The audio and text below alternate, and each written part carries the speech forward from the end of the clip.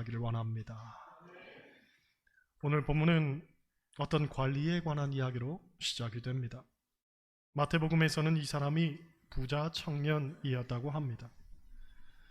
이 젊은 관리는 영생에 대한 열망이 있었던 것 같습니다. 그래서 예수님께 와서 어떻게 하면 영생을 얻을 수 있겠냐고 묻습니다. 예수님께서 말씀하시기를 내가 계명을 안다 하시죠. 마태복음을 보면 계명을 지켜라 하고 말씀합니다. 그러면 무슨 계명을 지킬까요? 물었더니 간음하지 말라, 살인하지 말라, 도둑질하지 말라, 거짓 증언하지 말라, 내 부모를 공경하라. 즉 10계명에 있는 말씀을 하십니다. 청년은 대답합니다. 이 계명은 이미 어려서부터 다 지켰습니다. 마태복음을 보면 청년이 말하기를 이 모든 것을 내가 다 지키었사온데 아직도 무엇이 부족합니까? 하고 묻습니다. 아마 청년은 스스로에 대해서 자신이 있었던 것 같습니다. 나는 율법대로 철저하게 사는 사람입니다.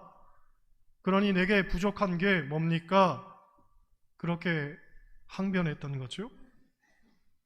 그런데 그 청년에게 예수님은 이런 말씀을 하십니다. 네게 아직도 한 가지 부족한 것이 있으니 네게 있는 것을 다 팔아 가난한 사람들에게 나누어 주라.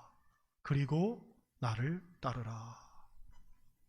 23절을 보면 그 말을 들은 청년은 부자였기 때문에 이 말을 듣고 근심하며 돌아갔다고 합니다. 여기까지는 우리가 잘 아는 내용이죠. 그런데 문제는 그 다음에 나옵니다. 24절로 26절까지 한번 보겠습니다. 24절로 26절 같이 읽어요. 예수께서 그를 보시고 이르시되 재물이 있는 자는 하나님의 나라에 들어가기가 얼마나 어려운지 낙타가 바늘귀로 들어가는 것이 부자가 하나님의 나라에 들어가는 것보다 쉬우니라 하시니 듣는 자들이 이르되 그런즉 누가 구원을 얻을 수 있나이까. 할렐루야. 예수님께서 말씀하시기를 부자가 하나님의 나라에 들어가는 것이 얼마나 어려운지 낙타가 바늘귀로 들어가는 것보다 더 어렵다고 하십니다. 그랬더니 이 말을 들은 사람들이 그러면 누가 구원을 얻을 수 있단 말입니까? 하고 놀라죠. 여러분, 사람들이 왜 놀랐겠습니까? 그것은 몇 가지 이유 때문입니다. 첫째, 부자가 되는 것은 사람들의 공통된 관심사이기 때문에 그렇습니다. 여러분, 솔직히 말해 부자가 되는 것은 모든 사람이 바라는 일일 것입니다. 예를 들어 우리가 가난하게 살다가 천국 가는 게 좋을까요? 아니면 부자로 살다가 천국 가는 게 좋을까요? 예, 그럴 줄은 몰랐습니다. 하지만 이 질문에 다들 기왕이면 다 홍치마라고 생각할 겁니다. 즉 가난하게 살다가 가는 것보다 부자로 살다가 가는 게 더 좋을 거라 생각합니다. 다들 그런 마음이죠. 우리가 세상에서 살아도 궁핍하고 궁색맞게 살기보다는 보란듯이 좀 잘 살았으면 좋겠다는 것, 이게 사람 마음 아닙니까? 기왕이면 누구보다 11조도 많이 하고 어려운 이웃들 위해서 선교나 구제 헌금도 기백만 원씩 딱딱 내놓고 교회 건축 헌금도 몇 천만 원씩 하고 물질적으로도 조금도 부족함 없이 넉넉하게 지내고 싶을 겁니다. 누구나 그런 마음 갖고 있는데 부자가 천국에 가는 것이 낙타가 바늘귀로 들어가는 것보다 어렵다고 하니 이 얼마나 당혹스러운 말씀이란 말입니까? 둘째로 부자 관리는 사람들의 선망의 대상이었기 때문에 그렇습니다. 그는 젊은 데다가 부자였고 관리였습니다. 신앙적 기반도 단단해서 어려서부터 계명을 다 지키며 살았으니 나무랄 데가 없는 사람이었죠. 그러니 소위 말해서 저 사람이 아니면 누가 천국에 가겠냐 할 정도로 사람들에게는 기준점이 되었던 사람입니다. 그런데 그 사람이 천국에 못 들어간다는 것이 사람들에게는 너무나 충격적이었던 거죠. 때문에 그러면 도대체 누가 구원을 얻을 수 있단 말입니까? 하고 묻는 것이 아주 당연해 보이는 일이었던 겁니다. 여러분, 교회 안에 많은 사람들이 있지만 그 중에서도 특별히 존경할 만하고 본받을 만한 분들이 있습니다. 어떤 집사님이 저에게 하는 말이, 목사님, 저는 나이가 들면 우리 교회 아무개 권사님처럼 되고 싶어요. 그런데 그렇게 될 수 있을지 모르겠어요. 하고 말을 합니다. 아무개 권사님이 누군지는 제가 말하지 않겠습니다. 다만 권사님들은 다 나일 거라고 생각하셔도 좋습니다. 우리 교회 권사님들은 다 존경받는 분들 되시기를 소원합니다.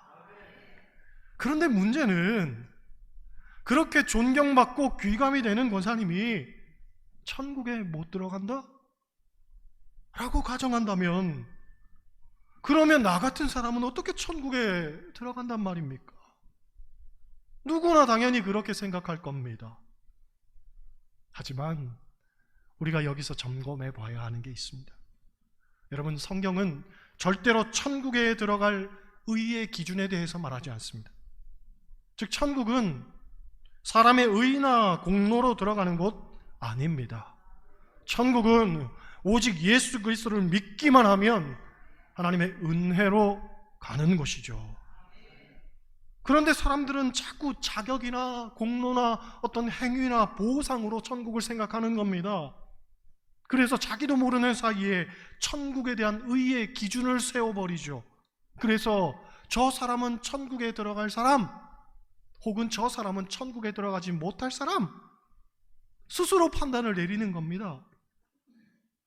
기실 부자 청년이 예수님께 와서 처음 했던 질문이 18절에 나오죠. 선생님이여, 내가 무엇을 하여야 영생을 얻으리까? 무엇을 해야 제가 천국에 들어가겠습니까? 하고 물었는데, 엄밀히 말하면 이 질문은 그 자체로 틀렸습니다. 내가 무엇을 하여야 영생을 얻냐고 그는 물었지만, 구원은 사람의 행위로 얻어지는 것 아닙니다. 수양을 하고 고행을 하고 선행을 베풀어야만 구원을 받는 게 아니라 오직 하나님의 은혜로 예수 그리스도를 믿기만 하면 구원을 얻는 겁니다. 그러므로 부자가 하나님의 나라에 들어가는 것이 낙타가 바늘귀로 들어가는 것보다 더 어렵다고 했을 때, 사람들은 그러면 누가 구원을 얻을 수 있냐고 물었지만, 구원은 사람의 힘으로 쟁취하는 것 아닙니다. 오직 하나님의 은혜로 되는 거죠. 곧 부자는 못 들어가도 믿음으로 사는 사람은 누구나 들어갈 수가 있는 겁니다. 그래서 27절을 보면 예수님께서는 이렇게 말씀하시죠. 27절 같이 읽습니다. 이르시되 무릇 사람이 할 수 없는 것을 하나님은 하실 수 있느니라. 아멘. 하나님은 하실 수 있는 것이지 사람이 하는 것 아니라는 거예요. 그런 면에서 여러분, 사람들이 오해하는 것이 부자가 천국 가는 것이 어려우면 가난한 자는 천국 가는 게 오히려 쉽겠네 하고 생각하는 겁니다. 그런데 예수님은 전혀 그렇게 말씀하지 않으셨습니다. 부자가 천국 가는 것도 어렵지만 때론 가난한 자가 천국 가는 것이 더 어려울 수도 있습니다. 제가 아는 분이 서울에서 살다가 시골에 내려와 살게 되었습니다. 처음 내려올 때 생각하기를 시골 사는 사람들은 순수하고 정이 많고 마음이 넉넉할 줄 알았는데, 막상 살다 보니 촌딱이 아이 쫀다는 속담이 생각나더라는 거예요. 오히려 더 강팍하고 이기적이고 너무 무대뽀드라는 거죠. 여러분, 인생을 살다 보면 환경이 사람을 만들어가는구나 하고 느낄 때가 있습니다. 부자는 부자이기 때문에 더 여유롭고 관대하고 포용력이 있을 수 있습니다. 반면 가난한 사람은 가난하기 때문에 늘 쪼들리고 힘겨워서 찌들어 있고 예민하고 가시돋칠 수가 있습니다. 그러니 부자가 천국 가는 게 더 어렵다고 해서 가난한 사람은 천국에 들어가는 것이 쉬울 거라 착각해서는 안 됩니다. 천국은 부자든지 가난하든지 그것과는 아무런 상관없이 오직 예수 그리스도를 믿는 믿음으로 가는 거죠. 할렐루야. 그런데 정말 중요한 이야기가 28절에 나옵니다. 28절 같이 읽어요. 베드로가 여짜오되 보옵소서 우리가 우리의 것을 다 버리고 주를 따랐나이다. 무슨 말입니까? 저 부자 청년은 자기 것을 버리지 못해 근심하며 돌아갔지만 우리 제자들은 우리의 것을 다 버리고 지금 주님을 쫓았습니다. 그러니 저 부자 청년에 비하면 우리는 얼마나 대단한 결정을 내렸고 또 대단한 삶을 사는 것입니까? 저 청년은 물질을 버리지 못해 영생의 복을 얻지 못했지만 우리는 다 버렸으니 이제 우리에게는 영생의 복이 주어지는 것 아니겠습니까? 베드로는 그것을 이야기했던 겁니다. 그런데 그런 베드로에게 예수님은 어떤 말씀을 하시냐면 29절과 30절의 말씀을 하십니다. 같이 읽어요. 이르시되 내가 진실로 너희에게 이르노니 하나님의 나라를 위하여 집이나 아내나 형제나 부모나 자녀를 버린 자는 현세 여러 배를 받고 내세의 영생을 받지 못할 자가 없느니라 하시니라. 할렐루야. 본문에서 예수님은 베드로에게 세 가지를 말씀하십니다. 첫째로 집이나 아내나 형제나 부모나 자녀를 버린 자는 현세 여러 배를 받는다고 하십니다. 이것이 상징하는 것은 집이나 아내나 형제나 부모나 자녀를 버리라는 말은 아니고 우리가 세상에서 가장 중요하게 생각하는 가치들을 이야기하는 겁니다.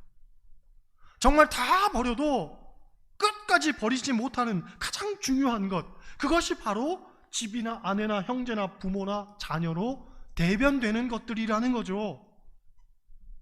그런데 그런 가치들조차도 하나님을 위해서 희생할 수만 있다면 하나님께서 복 주시는 건 당연하다는 얘기입니다.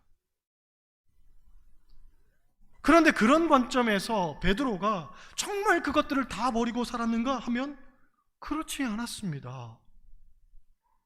베드로가 예수님을 향해서 우리는 다 버렸습니다, 다 버리고 주를 따랐습니다 하고 말했지만 실질적으로 베드로가 그러한 삶을 살았느냐? 아니었습니다. 누가복음 4장을 보면 예수님께서 베드로의 장모의 열병을 고쳐주신 사건이 나옵니다. 당시 베드로의 장모는 베드로의 집에서 열병을 앓고 있는 중이었다고 합니다. 이 말씀에서 우리가 주목해 보는 것은 베드로에게는 집이 있었고 또 장모가 있었다는 거죠. 다시 말해서 베드로가 나는 다 버렸습니다 하고 말했지만 실질적으로는 그가 매이는 것이 있었고 감추어 두는 것이 있었으며 하나님보다 더 우선하고 더 사랑하는 것이 있었다는 걸 우리는 알 수가 있죠. 그런 거예요. 베드로는 다 버렸다고 말했지만 예수님께서는 베드로에게 내가 아직도 버리지 못한 것이 있지 않느냐? 내려놔야 된다. 더 내려놔야 된다. 그 말씀을 하고 있는 겁니다. 여러분, 이용규 선교사님이 내려놓음이라는 책을 써서 많은 분들에게 은혜와 도전을 주었었죠. 그런데 이후에 그분이 쓴 책이 더 내려놓음이라는 책이었습니다. 즉 내려놓았다고 생각했는데 돌아봤더니 아직도 덜 내려놓은 것들이 있었고 그래서 그것들을 또 내려놓는다고 생각을 했는데 더 내려놔야 할 것들이 자꾸만 떠오르더라는 거예요. 그 책을 보면 선교사님은 우리에게 세 가지를 내려놓을 것을 말씀하십니다. 첫째, 자기 애를 내려놓으라고 합니다. 나를 사랑하는 마음, 아니 나만 사랑하는 마음, 그걸 내려놓아야 된다는 거죠. 둘째, 자기 의를 내려놓아야 한다고 말합니다. 그런데 이 의는 항상 상대적이죠. 하나님은 우리에게 다 하여의 사랑, 100%의 사랑을 원하시는데 사람들의 기준점은 한 80%, 90%. 그 정도만 되면 나는 굉장히 대단한 사람인 양 착각을 하는 겁니다. 자기 의의를 내려놔야 되는 거죠. 셋째, 자기 계획을 내려놓으라고 합니다. 여러분, 우리의 계획은 다분히 세상적이고 세속적이고 성공지향적이고 물질주의적입니다. 그렇기 때문에 우리의 계획도 하나님께 맡겨야 되는 거예요. 그냥 맡기는 게 아니라 더 맡겨야 되는 겁니다. 할렐루야. 29절을 보면 중요한 내용이 나오죠. 하나님의 나라를 위하여. 이 모든 것들을 내려놓을 때 무엇을 위해서? 즉 하나님의 나라를 위해서. 할렐루야. 따라 하시겠어요? 하나님의 나라를 위하여. 하나님의 나라를 위하여. 예.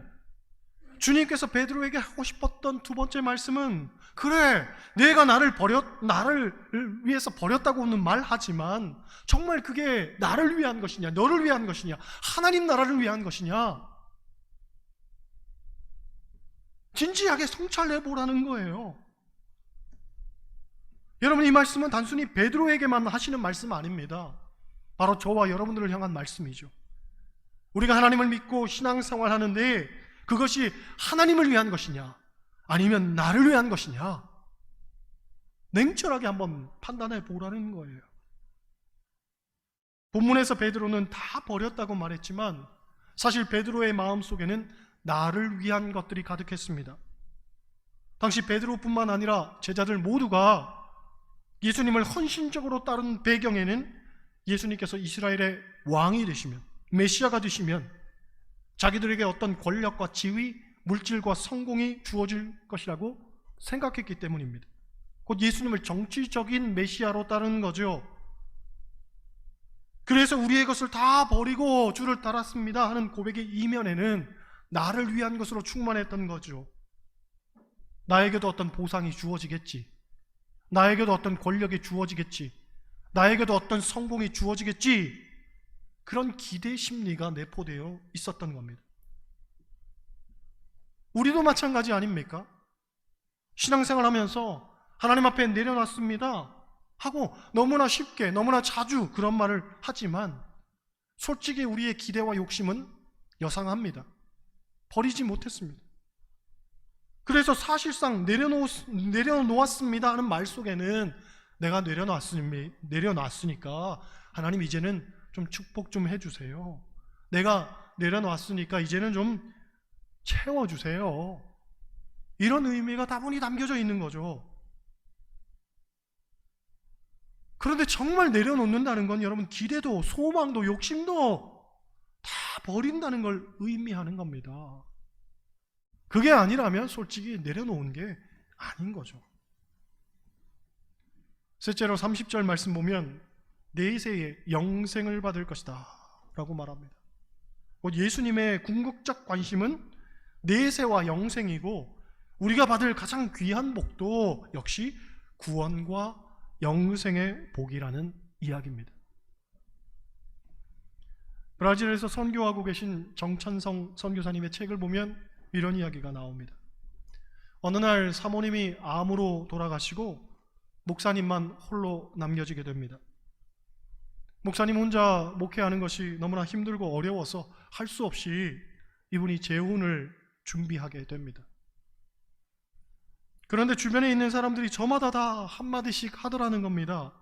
먼저 자녀들이 말하기를 전에 알던 분은 안 돼요, 그건 엄마에 대한 예의가 아니에요, 그러니까 주변에 있는 사람은 안 돼요, 재혼을 해도 그냥 선을 보세요 하더라는 거죠. 다음으로 교인들이 하는 말이, 목사님 너무 나이가 어린 사모는 안 됩니다, 세상살이 경험이 풍부한 분이 좋겠습니다 하더라는 거죠. 부모님도 한마디 하더랍니다. 기왕 가는 거 형제가 많은 집안에서 사는 그런 사람이었으면 좋겠다 하더랍니다. 주변의 목사님들도 한 말씀 거들었습니다. 앞으로 목회 현장을 풍부하게 할 수 있는 또 전문적인 직업을 갖고 있는 사람이었으면 좋겠다 하더라는 거죠. 연세가 있으신 교인들은 목사님이 자리를 비우면 설교할 수 있는 신학한 그런 사모님이었으면 좋겠다 하더랍니다. 또 어떤 교인은 사모님이 반주 잘하는 사모님이었으면 좋겠다 하더라는 거예요. 어쨌든지 간에 교회에서는 사모님이 필요하다고 이제 마음이 모아져서 강력하게 요구를 하는데, 처제들은 형부 너무 빠른 거 아니에요? 한참 됐는데도 말이죠, 빠른 거 아니에요? 그러면서 섭섭하다고 항의를 하더랍니다. 그 중에 또 어떤 자녀는 아휴 우리 아버지가 노망이 들었구만 그런 이야기도 하고, 또 어떤 분은 주책 맞았다는 이야기도 하더랍니다. 그 이야기를 읽다 보니까 그런 생각이 들었습니다. 여러분, 인생이라는 것이 입장에 따라, 상황에 따라, 또 시선에 따라 이렇게도 변하고 저렇게도 변하고, 이런 모습으로도 느껴지고 저런 모습으로도 느껴지고, 결국 인생은 아주 다양해 보이지만 사실은 아무것도 아닌 거죠. 그렇습니다, 여러분. 우리에게 중요한 것은 이 땅에서의 삶이 아니라 영원한 저 하늘나라에서의 삶인 줄 믿습니다. 우리 인생에 있어서 가장 귀한 복은 구원과 영생의 복입니다. 세속적인 영화와 영광은 들의 꽃과 같고 들의 풀과 같이 한순간에 시들어버리고 사라져버리는 것이라고 성경은 분명히 말합니다. 그래서 전도서는 세상에서의 모든 건 헛되고 헛되고 헛되니 헛되고 헛되도다 끊임없이 반복하여서 우리에게 이야기하죠. 여러분, 세속적인 영광과 성공을 쫓는 어리석은 자가 돼서는 안 됩니다. 예수 믿는다고 하면서도 여전히 기복적인 신앙 가운데서 자기 애와 자기 의로 그리고 자기 계획으로 충만한 사람이 되면 안 됩니다. 인생의 가장 귀한 복은 구원과 영생의 복이죠. 오늘도 나와 함께 하신 하나님, 그 하나님으로부터 주어지는 말할 수 없는 그 구원과 영생의 충만한 소망, 그것이 우리의 삶 가운데 있을 때 비로소 우리는 기쁨과 환희와 행복을 누리는 삶을 살게 될 줄로 믿습니다. 오늘도 주님 앞에 나와왔지만 주님께서 우리에게 분명히 물으시겠죠. 내가 가진 것을 다 팔아서, 내가 가진 모든 것을 버려서 나를 쫓을 수 있느냐? 그 질문 앞에서 우리가 심각하게 고민해 봐야 됩니다. 내려놓았습니다 라고 이야기하지만, 다 버리고 주를 쫓았나이다, 주를 따랐나이다 하고 이야기하지만, 실질적으로 여전히 우리의 삶에는 내려놓아야 할 것들, 버려야 할 것들 너무나도 많다는 것, 그 사실 앞에 하나님 앞에 참회하며 다시금 여러분의 삶을 결단하고 새롭게 할 수 있기를 주님의 이름으로 간절히 축원합니다. 기도하겠습니다.